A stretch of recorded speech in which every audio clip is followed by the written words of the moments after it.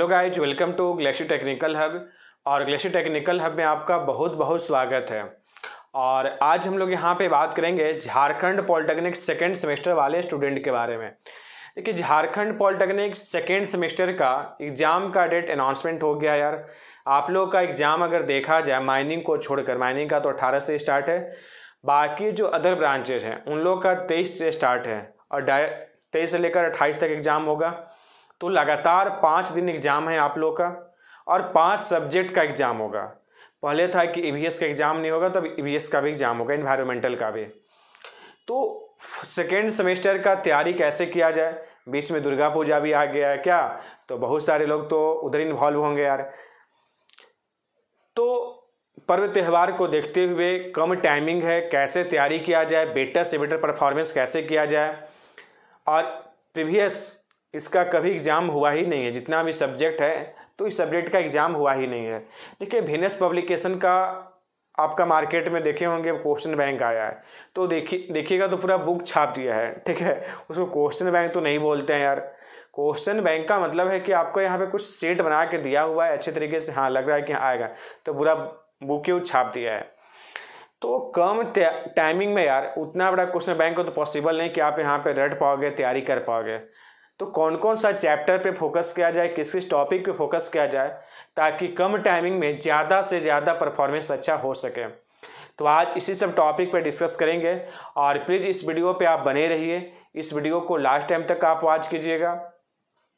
और हमारे इस YouTube channel glacier technical hub पे अगर आप फर्स्ट टाइम विजिट कर रहे हैं तो प्लीज़ इस चैनल को आप सब्सक्राइब कीजिए और इस यूट्यूब चैनल का जो बेल आइकन उसको आप प्रेस कीजिएगा।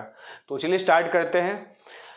देखिए, सबसे पहले आपका देखा जाए तो टोटल 5 सब्जेक्ट का एग्जाम होगा। कितने सब्जेक्ट का? 5 सब्जेक्ट का, जिसमें 4 सब्जेक्ट यार आप लोग का कॉमन है, ठीक है। 4 सब्जेक्ट आप लोग का कॉमन है। तो पहले 4 सब्जेक्ट का बात करेंगे, इसके बाद ब्रांच बाई ब्रांच पे भी हम लोग यहाँ पे डिस्कस करेंगे, ठीक है। सबसे पहले जो आपका है स्टैटिक्स एंड एनालिटिक्स, इसमें क्या है आपको कि टोटल 4 यूनिट है, टोटल 4 यूनिट है। अब 4 यूनिट को तो पढ़ना है यार, बट जिसको लगता है कि नहीं सिर्फ बस केवल हमको पास हो जाना है, ठीक है। बहुत सारे स्टूडेंट ऐसे हैं इनको है मोटो कि बस केवल पास हो जाए, डिप्लोमा का डिग्री मिल जाए, उतना हमको टॉप से मतलब नहीं है। तो सबसे पहले उस स्टूडेंट के बारे में बात करते हैं जिसको पास होना है यार, ठीक है। इसके बाद टॉप होने का भी तरीका बताएंगे। देखिए, तो सबसे पहले आपका इसमें टोटल 4 यूनिट है। तो जिसको लगता है कि हमको एकदम सबसे पहले पास होना है, ठीक है, इतना नंबर एकदम सिक्योर कर ले कि हमको यहाँ पे पास का एकदम गारंटी हो जाएगी, पास हो जाए। तो देखिए, सबसे पहले आप यूनिट 1 कर लोगे यार। यूनिट 1 जो है statistical data and data collection and types, इसमें क्या है कि पूरा थ्योरी है, इसमें कोई न्यूमेरिकल कोई कोडिंग ऐसा कुछ नहीं है। तो फर्स्ट चैप्टर जो है यार पूरा थ्योरेटिकल है। इसमें से 14 नंबर का क्वेश्चन तो फिक्स है, ठीक है।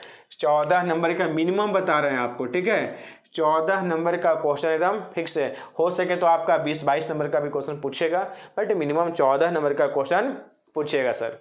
अब बात करते हैं कि अब यूनिट 1 के बाद क्या करना है, यूनिट 2 तैयारी करें कि 3 करें कि 4 करें। देखिए, एग्जाम और जब आप क्लास करते हो, चाहे कोचिंग में, चाहे कॉलेज में, चाहे सेल्फ स्टडी, तो दोनों का तरीका यार चेंज करो। जब आप पढ़ते हो तो एकदम वहाँ पे नॉलेज ओरिएंटेड पढ़ना है, एग्जाम ओरिएंटेड नहीं। और जब एग्जाम का तैयारी करना है तो एग्जाम ओरिएंटेड, ऐसा नहीं कि तो नॉलेज वहाँ पे दिखाना है। अगर आपको यहाँ पे छोटा छोटा चैप्टर कवर करके कम टाइमिंग में अच्छा तैयारी आप कर लेते हैं तो बस उसी तरीके का तैयारी करना है यार। अब पूरा लंबा चैप्टर, लेंथी चैप्टर पढ़ के बहुत ज़्यादा टाइम लग रहा है, कोई गारंटी नहीं। जितना लंबा चैप्टर का आप तैयारी करोगे उतना ज़्यादा उसमें क्वेश्चन एराइज होगा, उतना ज़्यादा आपके लिए कौन क्वेश्चन पूछ सकता है यार। छोटा छोटा चैप्टर को सबसे पहले फोकस कीजिए, उसमें गारंटी है कि कम से कम तो 7 नंबर या फिर मैक्स टू मैक्स 14 नंबर का तो क्वेश्चन पूछेगा यार। तो इस तरीके से तैयारी करना चाहिए एग्जाम के लिए। तो एग्जाम का जब तैयारी कर रहे हैं तो एग्जाम के तरीके से कीजिए।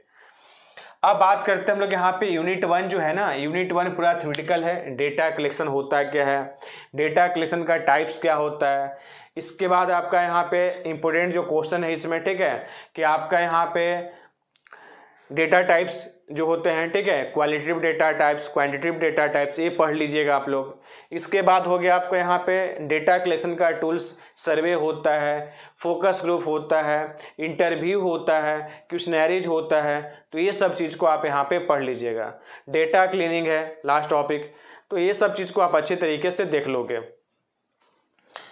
अब हम लोग यहाँ पे बात करते, जितना क्वेश्चन बीच बीच में आपको बताते जा रहे हैं कि सब चीज़ को एक बार फोकस कर लीजिएगा, ठीक है, वो सब इंपॉर्टेंट क्वेश्चन सब है। और लगता है कि पूरा फुल टू फुल हमको यहाँ पे करना है, तो फिर कोर्स परचेज कर लीजिए, 499 रुपये में यार। अच्छे तरीके से पूरा लेक्चर दिया है आपको, अपलोड किया गया। इसके बाद क्या है कि आपको यहाँ पे हैंड रिटन नोट्स मिल जाएगा आपको यहाँ पे, हर यूनिट का इंपॉर्टेंट क्वेश्चन भी आपको वहाँ पे डिस्कस किया गया, इंपॉर्टेंट क्वेश्चन भी दिया गया है। अब बात करते हैं कि यूनिट 1 के बाद कौन सा यूनिट के बारे में तैयारी किया जाए, तो यूनिट 4 तैयारी कर लोगे। ये भी आपका छोटा चैप्टर है। पाइथन प्रोग्रामिंग लैंग्वेज होता क्या, क्वेश्चन पूछेगा ही पूछेगा, what is Python programming language. Python programming language में कमेंट्स क्या होता है उसको आप एक बार देख लोगे। डेटा टाइप क्या होते हैं उसको आप देख लीजिएगा। पाइथन प्रोग्रामिंग लैंग्वेज में एरे और आपका जो फंक्शन जो टॉपिक है उसको पढ़ लोगे। एरे क्या होता है और उसका कोडिंग, फंक्शन क्या होता है और फंक्शन का कोडिंग, तो जितना भी टॉपिक बताएं उसको आप एक बार देख लीजिएगा। तो सबसे पहले तैयारी कीजिए यूनिट 1 का और यूनिट 4 का। ये दोनों जब तैयारी हो जाता है तब आप आइए यहाँ पे यूनिट 2 पे। यूनिट 2 जो है इसमें आपका केवल डायग्राम है, बार चार्ट क्या होता है, पाई चार्ट क्या होता है, ठीक है, समराइजेशन ऑफ डेटा है। तो ये सब चीज़ के बारे में आपको यहाँ पे डिस्कस करना है कि पाई चार्ट क्या है, बार चार्ट क्या है। इसके बाद आप लोग यहाँ पे पढ़ेंगे हिस्टोग्राम क्या होता है, बार ग्राफ क्या होता है, रिलेटिव फ्रीक्वेंसी क्या होता है, स्ट्रीम लीफ प्लॉट पढ़े होंगे आप लोग यहाँ पे। तो ये सब टॉपिक एक बार देख लीजिएगा। अब बात करते हैं कि सर इसमें न्यूमेरिकल टाइप से पूछेगा, मैथमेटिकल टाइप से, देखिए इसमें मैथमेटिकल जो बताया गया है उसको भी आप अच्छे तरीके से तैयारी कर लीजिएगा। और सिलेबस में दिया गया है कि ये आपका माइक्रोसॉफ्ट एक्सेल के द्वारा, तो माइक्रोसॉफ्ट एक्सेल के द्वारा आपको प्रैक्टिकल करना है। तो स्टेप आपको में भी पूछ सकता है, तो स्टेप भी एक बार आप देख लीजिएगा कि माइक्रोसॉफ्ट एक्सेल के द्वारा जब बार ग्राफ बनाया जाता है, हिस्टोग्राम बनाया जाता है, तो उसके लिए क्या क्या स्टेप्स होते हैं, तो आपको स्टेप्स लिखना है। तो यूनिट 2 आप कर लोगे। यूनिट 3 जो है ये आपको measure of locations and dispersion, ठीक है। इसमें क्या है, आपको मीन क्या होता है, मीडियन क्या होता है, मोड क्या होता है, मीन डेविएशन क्या होता है, स्टैंडर्ड डेविएशन क्या होता है। तो ये सब जो टॉपिक है, ये सब टॉपिक आप एक बार न्यूमेरिकल देख लीजिएगा और स्टेप देख लीजिएगा कैसे कैसे माइक्रोसॉफ्ट एक्सेल के द्वारा उसको डिजाइन किया जाता है। तो ये आपका 4 यूनिट है। चारों यूनिट में से सबसे पहले यूनिट 1, यूनिट 4 तैयारी करना है, फिर यूनिट 2 और यूनिट 3 को तैयारी करना है। इस तरीके से आप यहाँ पे तैयारी कर लीजिएगा तो कोई दिक्कत नहीं होगा। देखिए कोई भी सब्जेक्ट को सबसे पहले टारगेट लीजिए, कितना तैयारी कर ले यार कि उस चैप्टर से कुछ भी क्वेश्चन पूछे तो कम से कम इतना तो एकदम पास हो जाए। पहले पास होने के लिए सोचिए, इसके बाद टॉप होने के लिए सोचिए। अब बात करते हैं हम लोग यहाँ पे पीएमएस का। इसमें टोटल 6 यूनिट है। तो फर्स्ट है आपका इंट्रोडक्शन, प्रोजेक्ट मैनेजमेंट स्किल। हमारा जो प्रोजेक्ट होता है उसको कैसे मैनेज किया जाए, उसके लिए क्या क्या स्किल्स होते हैं, उसके बारे में आपको डिस्कस करना है। जब आप किसी इंडस्ट्री में काम कीजिएगा तो आपको जब प्रोजेक्ट दिया जाएगा तो उस प्रोजेक्ट को कैसे हैंडल करना है, कैसे कंट्रोल करना है, कैसे मैनेज करना है, कैसे हमको अच्छे तरीके से फोकस किया जाए ताकि हमारा फीडबैक बेटर से बेटर हो सके। तो हर एक चीज़ के बारे में आपको पढ़ना है पीएमएस में। तो घुमा फिरा के उसी सब टॉपिक आपको डिस्कस करना है। इसमें भी यूनिट 1 आप पढ़ लोगे यार, इंट्रोडक्शन। ये क्वेश्चन तो फिक्स है 14 नंबर का। और इसके बाद आप लगता है एकदम 14 के बाद हमको पास होना है तो एक और कर लीजिएगा, डिजिटल प्रोजेक्ट मैनेजमेंट। इसमें क्लाउड कंप्यूटिंग क्या होता है, इंटरनेट ऑफ थिंग क्या होता है, आईओटी, स्मार्ट सिटी क्या होते हैं। तो ये सब चीज़ के बारे में आपको यहाँ पे चैप्टर में बताया गया है। ये चैप्टर बहुत ही वेरी वेरी इंपॉर्टेंट है आपके लिए, ठीक है। तो हमारा जो प्रोजेक्ट मैनेजमेंट का जो काम होता है, तो आजकल जितना भी हमारा डिजिटल पार्ट्स होते हैं, डिजिटल तरीके से कैसे उसको उस प्रोजेक्ट को मैनेज किया जाए, उसके बारे में आपको यहाँ पे डिस्कस करना है। तो आप यूनिट 1 और यूनिट 6 पहले तैयारी करोगे। इसके बाद क्या है कि हमारा जो प्रोजेक्ट एडमिनिस्ट्रेशन है, प्रोजेक्ट लाइफ साइकिल है, प्रोजेक्ट को कैसे प्लान कर सकते हैं, प्रोजेक्ट कंट्रोल रिव्यू, तो हर एक चीज़ के बारे में। तो सबसे पहले आप यूनिट 1 और यूनिट 6 तैयारी कीजिएगा। इसके बाद आप यहाँ पे यूनिट 2, यूनिट 3, यूनिट 4, यूनिट 5 तैयारी कीजिएगा। तो पीएमएस कोई ज़्यादा हार्ड सब्जेक्ट है नहीं, बस स्टार्टिंग का आप 1 चैप्टर 2 चैप्टर भी आप तैयारी कर लीजिएगा, तो बाकी का 3, 4 और 5 जो यूनिट है उसी के जैसा मिलता जुलता है। तो यह है आपका पीएमएस। अब बात करते हैं कि FEEE सबसे ज़्यादा फोकस करना आपको FEEE पे यार।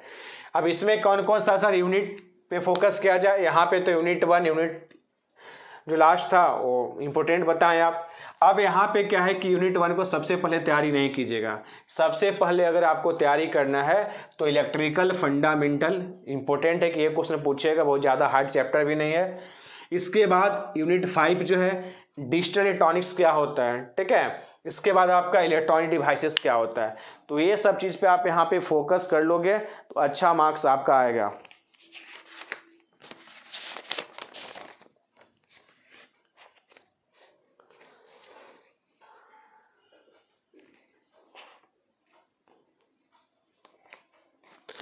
ठीक है, तो यूनिट 2 और यूनिट 5 पे सबसे ज़्यादा पहले फोकस कीजिएगा।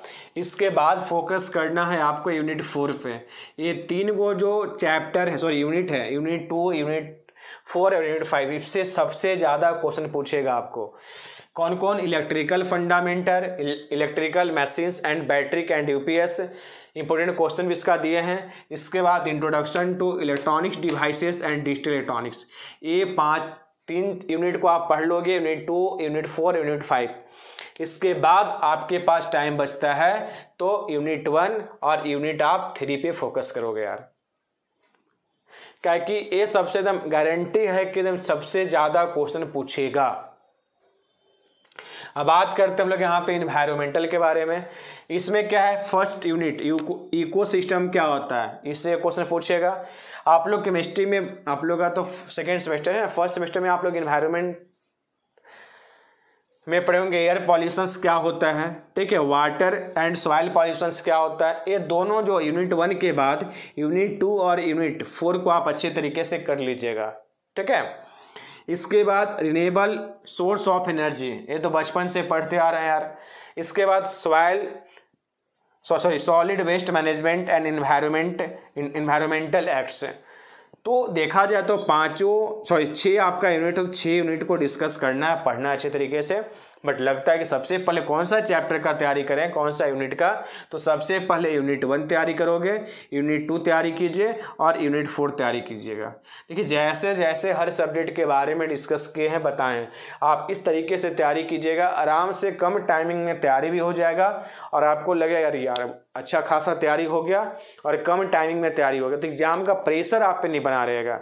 अभी दुर्गा पूजा का टाइम चल रहा है, छोटा छोटा चैप्टर भी आप 2-2 घंटा टाइम निकाल के आप पढ़ोगे यार, बाकी आप फेस्टिवल को एंजॉय कीजिए ना, कोई दिक्कत नहीं है।